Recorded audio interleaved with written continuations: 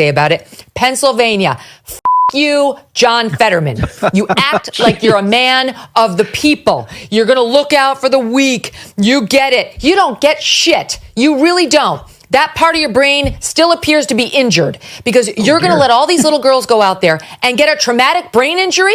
Republicans have been very critical of Democrats today, saying they did not stand up enough for Trump's speech during certain moments. I mean, I don't know why we can't fully celebrate. I mean, I have a 13-year-old myself, and I mean, thank God she's never had cancer, but I think that's something we could all celebrate that. And I think it was a touching moment. And like I said, that's part of the best of the American experience. You, of all people who understand what a brain injury can do, screw you and your working class appeal. You don't get it at all. Is your seatbelt on? Yes, it is. Okay, it needs to be visible for the crew at all times. That's not an us thing. That's a federal regulation. So it's okay. It's okay. I put my seatbelt on and I haven't said anything. Okay, it's okay, but it just has to be visible to the crew at all times. It's a federal regulation, so if your seatbelt's on, it just has to be visible. And right now, it's not visible.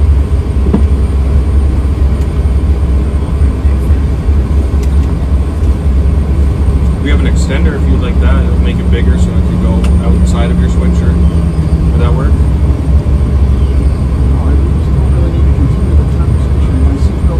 Sir, if you want to go to Pittsburgh, it's simple. You have to follow our instructions, or you're going to ask to get off here. We're not asking much. Let it happen. Like all that we need is to be able to see your seatbelt at all times. I've been flying for 30 years and I've never experienced this. I'm not sure what the Okay, well, it's a federal regulation, so if I don't make you do it, then I get in trouble, and I don't want to get in trouble because I like my job.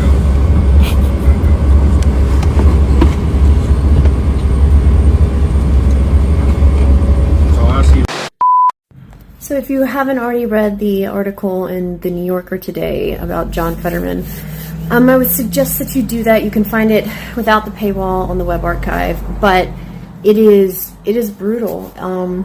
There's not really any other way to put it, because his state of mind is not only a danger to himself, but to people around him.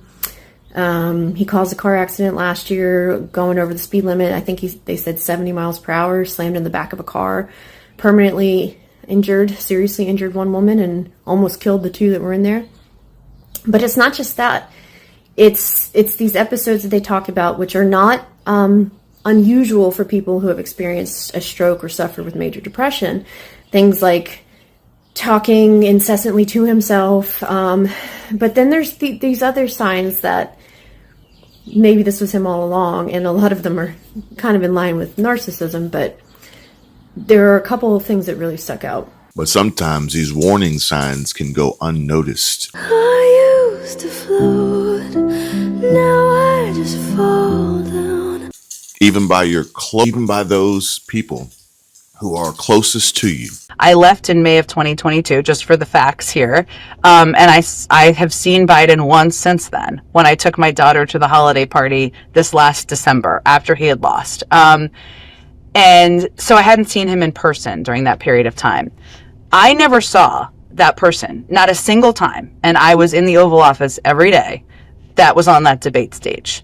I used to know, but I'm not sure now. I'm not a doctor. Aging happens quite quickly. Were things that people saw during that period of time that were similar to that, or would have been in a category of that? I don't know, possibly, right? And all these books are going to tell us. Like, do you think that were they actively covering it up? Were they sort of in denial, or was that just a bad debate? Like, what is your read on that? Well, this is what I mean about cover up is a very loaded term. What I was made for. I think. Well, it means you knew that it was really bad and you're pretending otherwise, versus you're deluding yourself, which I think is what people do a lot. Well, I understand, but I still think it's like cover up is often like a crime, right? We're talking, when people use that term. They say it's worse than the crime. People use that term as they relate to Watergate or the covering up of not sharing public information about a war. Yeah, and I'm not accusing anybody of a crime. I understand, but other people have used that term, and I think it's a bit of a dangerous term. Even by those people who are closest to you. just don't pick up on the hints that something's wrong. Something is seriously, majorly, dangerously wrong and should be addressed. There needs to be an intervention of some sort before others get hurt, more people get hurt, or even they do harm to themselves, or even themselves. What was I made for? So apparently he likens himself to be the expert of all things Gaza. And of course, this is something that Fetterman has rightfully earned a lot of criticism for. Frankly, the things that he says are unforgivable and disgusting. But he thinks that he is the best expert in DC about Gaza, even though his own staff says that he refuses to attend the meetings, he refuses to read the briefings. He's apparently getting all of his information on Shitter. That's where he's getting all of his information about the Israeli-Gaza conflict, which we know that, they have coordinated disinformation and propaganda campaigns like pretty much every country in the world does now. Or misinformation they may be getting is coming from online. Really 100%. The thing that surprised me the most was how much social media is dictating, especially the younger guy. He said, look, I'm learning all this stuff about America that I didn't know. I'm like, where are you learning from? TikTok. China. Guys, you're a Republican and you're taking the Chinese narrative about your own country to heart. But that was a big part of their whole information ecosystem. Yeah, social media. Does it seem to you that they follow news closely? I mean, no, that was the other thing too. Is like one of the women said, "Look, I do not watch any of the media." She says, "I have some influencers I follow. Candace Owens being a big deal, and Newsmax." And that is their information system. And listen, these are hardworking people. They're good people. They care about the country, but they are in a completely different information environment than people who I talk to every day. Van Jones, thanks very much. And they know to target him because he's mentally vulnerable, and it's dangerous. It's, I almost feel sorry for him because I realize that a large part of this is what's happening to him that's beyond his control. But at the same time, depression doesn't make you support killing babies and slaughtering innocent people, and the people around him have apparently been trying to warn people. His wife is apparently blew up at him in his office asking how could he support the genocide? They're killing babies. This is disgusting. But if they're shocked and surprised by who he is today, then they never really knew the real John Fetterman. This is a guy who has emerged after leaving Walter Reed for treatment as himself. This is who he's always been. He's never been the darling of the Democrats. He's always been his own person. And I think they're the ones that are stunned by it. And I think it's interesting that they decide to do a story about him and disparage him in the way that they did in this story. And apparently their relationship is completely ruined over this issue. And it is sad in a way, but at the same time, he needs to step down. This is unacceptable. And here's the other thing too, is his issues are well known. They're out in the public. It was kind of hard to hide after he had a stroke during, his campaign. But there are so many other people in Congress who have either undiagnosed or secret mental health conditions that could also prevent them from being somebody who should be in charge of, a country or a budget. Like that Nancy Mace lady, there's something seriously fucked up with that woman. Hello, Congresswoman. What do you have to say today about the starvation of children in Gaza? You're a self-hating Jew, right? Is that what you are? I was you asking. Hate Jews? I am a Jew, so I'm certainly you hate not. Jews. You love Hamas. Well, I asked you what you think about the starvation You guys are of domestic children. terrorists. You support domestic terrorism. All right, that's also silly, but on a more serious note, do you have concern about the starvation in Gaza? I know you love Jews. We all love Jews. What about the children who are starving because Israel has not let in food for the last 2 months? What about all the Jews that have been murdered by Hamas and civilians in Gaza? You guys are disgusting. You're okay with the collective punishment of 2 million people? I support the Jews all around the world, even you. Your self-loathing Jewishness. So you support me? Your freedom of speech, yes, I do. Okay, I do. good. Well, do you support children? Do you think children should be starved and kept away from medicines? You're really fast on your feet. I'm surprised at how fast you go. Do you got sneakers on? I do. You're doing pretty good. I do, You but I work am out worried at the about gym? your soul and your heart. That you don't seem to be caring about children. Love the pink, ladies. You look good. Or the lady who wears the wigs and cosplays as an ICE agent and kills puppies, or, I mean, God forbid, Ron DeSantis and his delusions of grandeur. Well, so nationwide, we think it's close to 900,000 illegal aliens that are currently under active deportation removal orders. We think in Florida, it's certainly at least tens of thousands, maybe as much as 70 or 80,000. And so with our operations that we just did with ICE, that was obviously part of the component. We've also submitted plans. It's now been made public about additional we can do. We're very good at emergency response in Florida. We can set up centers to house these folks before they get deported. We can do raids ourselves. And so we think if you just focused on those folks who've already been ordered, because you hear a lot about due process. And on the one hand, obviously, you want to make sure somebody is actually here illegally. But on the other hand, deportation is not a punishment. You don't get an O.J. Simpson trial before you can be deported. And so I think the president is finding that happy medium in spite of a lot of judicial resistance. So the reality is you have that. But when they've already been ordered, they've already gone through a lot of this. That is the process. That should be low-hanging fruit. Yeah. So I think you're going to see more in Florida for sure because we've put such a strong emphasis on It's this. stunning that the last administration let 900,000 people who had criminal deportation orders already on them to just continue wandering around the country. And they have already had the process, is the great point that you're making there. Governor, thank you very much. Always good to see you, sir.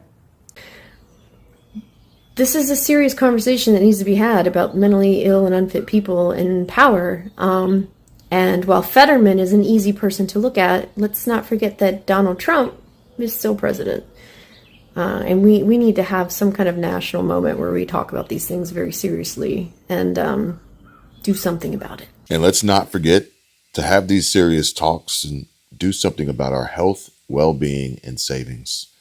Connect with Chapter and speak to an advisor, an expert in their field who will talk to you and walk you through the tens of thousands of plans and options out there to help you find what works for you and potentially save you money. Call our partner Chapter at the number on your screen, 270-467-2426, or visit their website, link down below in the description, askchapter.org/Kevin. Navigating Medicare can feel like a maze, but Chapter makes it simple. As a leading Medicare advisor, Chapter searches through over 24,000 plans nationwide to find the best coverage for your unique needs at no cost to you. Their expert, highly trained, and skilled advisors use a proven method, focusing on your provider's prescriptions and priorities to ensure you get the right plan without overpaying. Unlike many brokers, Chapter's advisors are paid the same regardless of the plan they recommend, so you get unbiased advice every time. With a 5-star rating from thousands of reviews and an A+ from the Better Business Bureau, Chapter has helped tens of thousands of seniors save money and stress less. And whether you're new to Medicare or reviewing your plan, their team offers year-round support to keep your coverage optimized.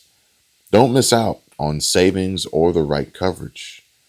Call Chapter today at 270-467-2426 or head to askchapter.org/Kevin, Kevin, to connect with an advisor and take control of your Medicare journey. Ladies and gentlemen, welcome to Tracetainment, and I hope that your day or night, whatever time you're watching this video, is going great. Thanks so much for tuning in with me. It's a pleasure to have you here, and if you're new to the channel, do not forget to click the subscribe button so you don't miss none of the videos that I post. Before we hop into today's video, I want to say from the bottom of my heart, thank you so much to the ones who've been subscribing and donating. Like, you guys do not understand how much it means to wake up to donations, to wake up to you guys subscribing, to wake up to you guys watching my videos, understanding where I'm coming from. And I just want to say this too. that not everyone is going to agree on the same thing, but at the end of the day, we are all human and we can all get along. Like if someone doesn't agree with something that I agree with, I'm still going to talk to them. I'm still going to be their friend, because at the end of the day, if we push everything aside, we are all human. In today's video, I wish that we were not as divided as we are. Like right now, we are so divided for the wrong reasons, and it should not be that way whatsoever. Because if we take everything that's going on right now and we push all of that stuff aside, we are all human at the end of the day. But check this video out. Democrats shouldn't take advice from Hillary. Bill maybe, not Hillary. House liberals they don't even want to wait until the next election. They're ready to impeach. But one House Democrat said, the guy got impeached twice. How did it work out for us? Democrats learn nothing. They're just getting dirtier. Look at what they're doing to Fetterman. Today, New York Magazine dropped a bomb, saying his staff thinks he's mentally unfit and can't do the job. They say he's erratic and impossible to work for. That's funny. We think Fetterman's been making more sense than ever. It's no secret Democrats didn't like when he went to Mar-a-Lago, and apparently he was considering voting for Hegseth. Oh my God, that was the last straw.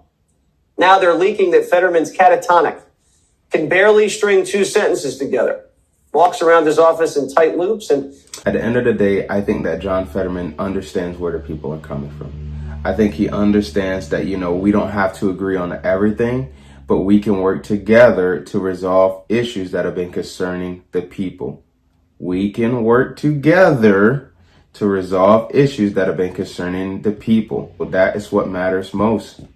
Look at what the people have been dealing with these last few years. There have been a lot of things that have been happening that the people have not agreed with. Changes in risky behavior, like FaceTimes texts and reads news articles while driving. Well, I think we're all guilty of that.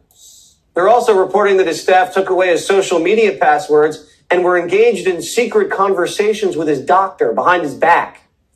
Fetterman denies all of this and says they're quoting disgruntled staffers. Kind of sounds like they're trying to 25th Amendment him.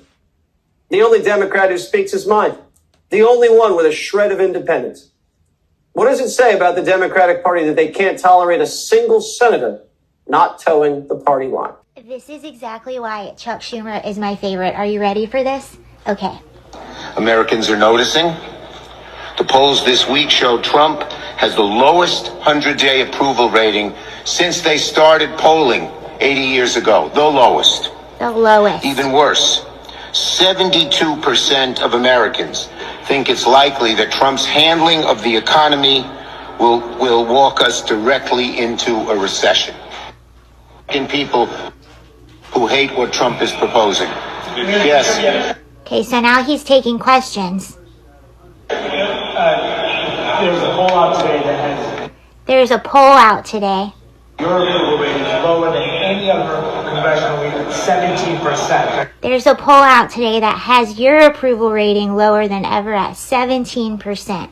Are you concerned that you may be a liability for your party? Polls come and go. Our party is united. We're on our front foot. We're stepping forward and going after Trump and having real success. Yes.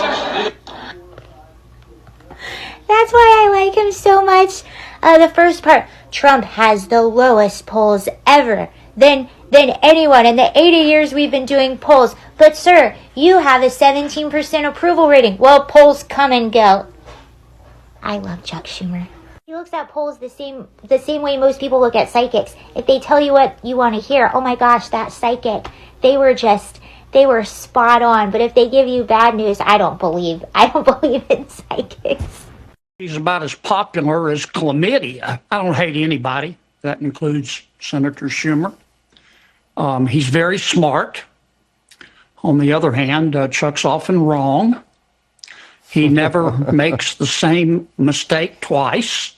He makes it 5 or 6 times just to be sure. No honest person whose IQ is above his age doesn't believe that that biological sex doesn't exist, but they do. That's what I mean when I say they're deeply weird. Our Republican secret plan for dealing with the Democrats is called Operation Let Them Speak.